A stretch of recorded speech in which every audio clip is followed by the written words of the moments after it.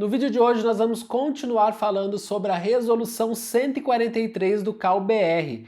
Se você ainda não assistiu a primeira parte desse vídeo, é só clicar no card aqui em cima e assistir lá. E depois corre aqui para assistir a parte final deste vídeo. Mas se você já assistiu a primeira parte, hoje nós vamos continuar estudando essa resolução tão importante no mundo dos concursos.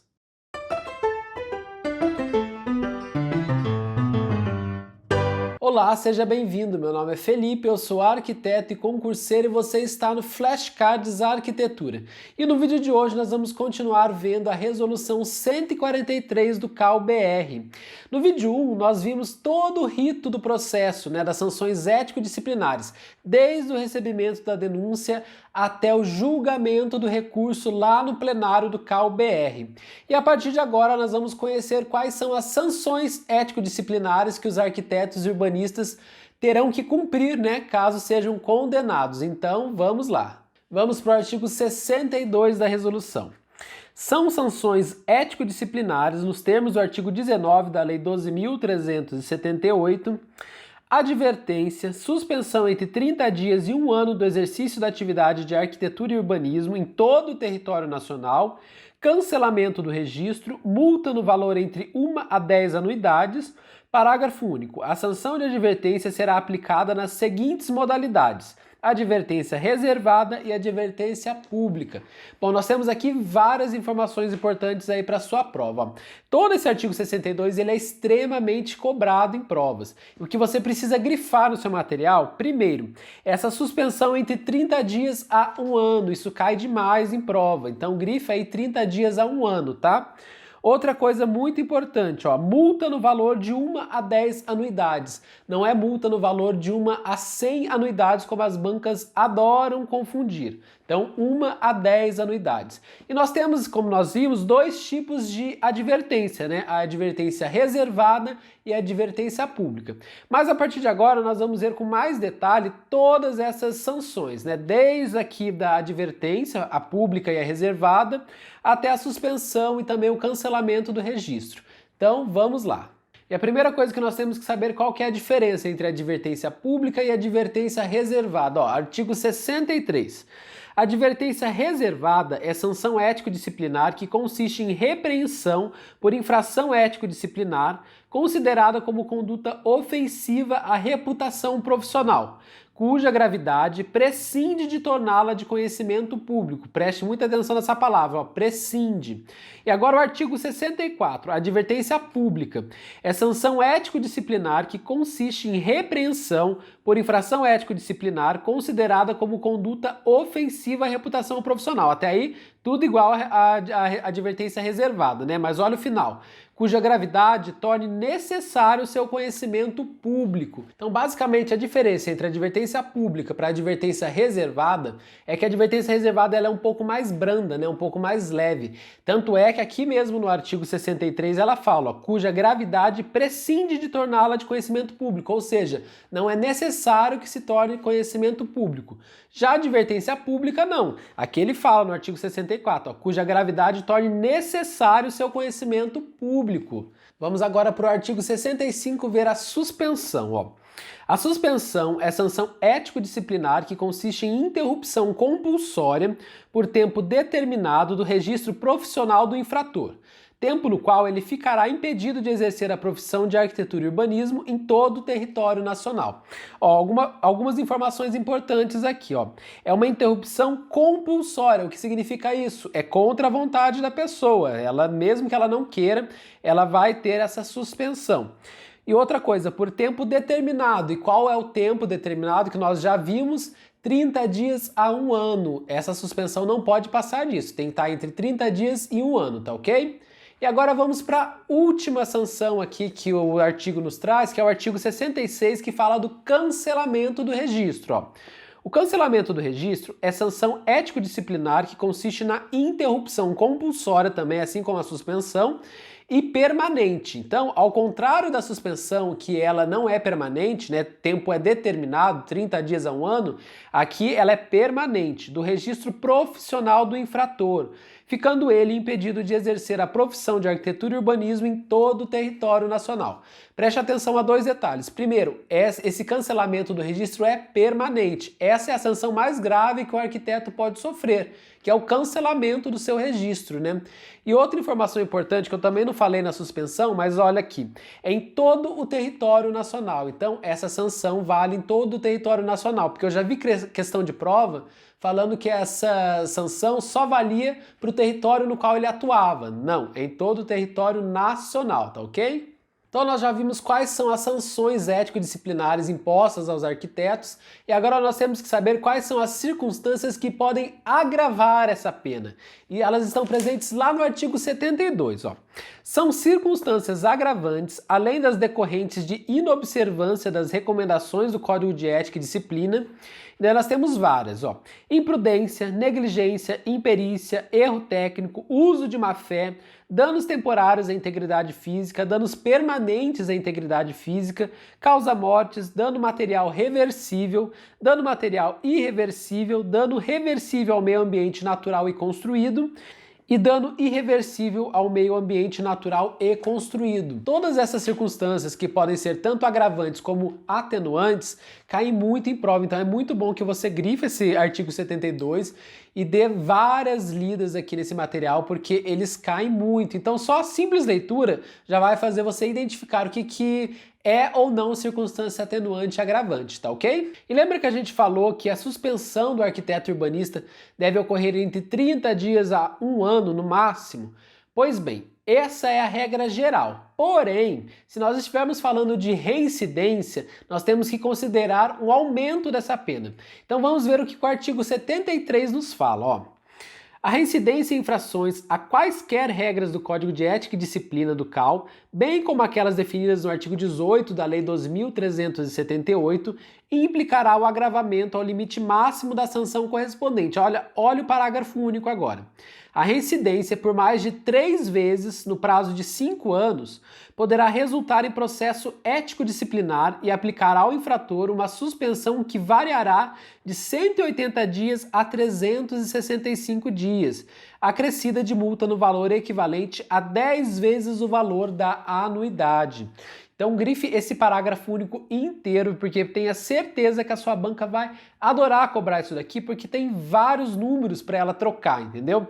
Então, principalmente essa parte, ó, que vai variar de 180 dias a 365, grife isso porque isso é muito cobrado em prova, tá ok? E se você está gostando desse vídeo, eu já vou pedir para você deixar o seu like aqui embaixo e se inscrever no canal se ainda não for inscrito. Agora nós temos vídeos novos aqui toda quarta e sexta-feira e eu tenho certeza que esse conteúdo vai te ajudar muito na sua preparação para concurso. Então deixa o seu like aqui.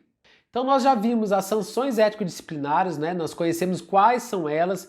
Conhecemos também quais são as circunstâncias que podem agravar ou atenuar essas sanções e a partir de agora nós vamos ver como se dá a execução das sanções. Olha o que o artigo 77 nos fala. Compete ao CAU-UF, né, o CAU do Estado, com jurisdição no local de ocorrência da infração, a execução das decisões proferidas nos processos éticos disciplinares de que resulte a aplicação de sanções por violação ao artigo 18 da Lei 12.378 ou as regras do Código de Ética e Disciplina do CAU. Olha o parágrafo único. A execução da decisão ocorrerá imediatamente após certificado o seu trânsito em julgado. O que é o trânsito em julgado mesmo? É quando não cabe mais recurso, né? Porque o plenário do CAU-BR proferiu a sentença, né? Proferiu a decisão e a partir daí não cabe mais recurso. E a partir de agora nós vamos ver a execução de cada uma das sanções que nós vimos anteriormente, tá? Então vamos começar lá pelo artigo 78 da advertência reservada, ó.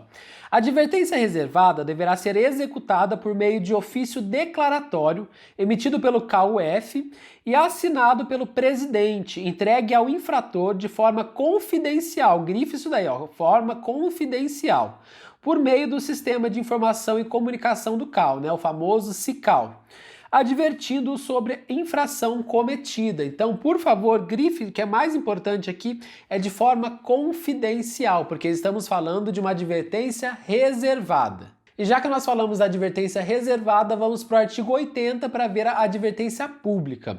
A advertência pública deverá ser executada por meio de ofício declaratório publicado pelo CAUF em meio impresso e telemático. Olha a diferença da advertência reservada para a advertência pública. Lá na advertência reservada, a gente precisaria ter uma forma confidencial, porque a advertência é reservada, é sigilosa. Aqui na advertência pública não, pelo contrário, ele fala aqui por meio impresso e telemático, tá ok? E ainda falando da advertência pública, olha o que diz o artigo 81. A advertência pública deverá ser anotada nos assentamentos do profissional. A advertência reservada não, mas a advertência pública precisa ser anotada. Então, grave isso que é muito importante, tá?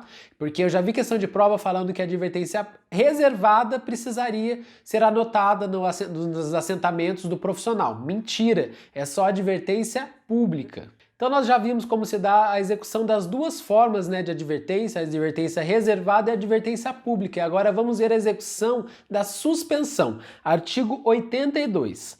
A suspensão deverá ser executada mediante a interrupção do registro profissional pelo período determinado na decisão de julgamento do processo ético-disciplinar. Mais uma vez, qual que é o prazo? 30 dias a 1 ano, regra geral, né?